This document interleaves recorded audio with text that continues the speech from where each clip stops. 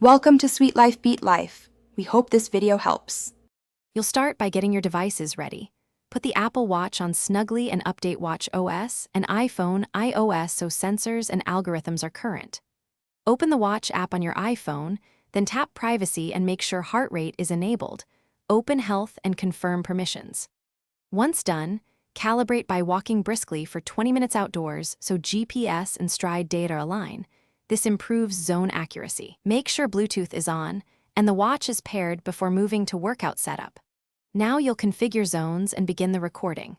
Open the Workouts app and choose a matching workout, running, cycling, or indoor run, because Apple uses type to interpret HR. Tap the three dots to set a heart rate-based goal or choose Open to capture full range. Enable heart rate alerts so the watch notifies you when you cross zones. Make sure background heart rate and motion calibration are on in settings. Once started, glance at the watch face for real-time BPM and zone color cues. Finish the session and review results in the iPhone Fitness or Health app to see time spent in each heart rate zone and a detailed BPM graph. If data looks jumpy or has gaps, make sure the watch was snug, the back sensor was clean, and skin wasn't wet. Artifacts often come from loose fit or motion interference.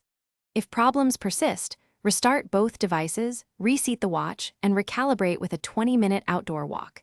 If still unresolved, contact Apple support for sensor diagnostics. Thanks for watching.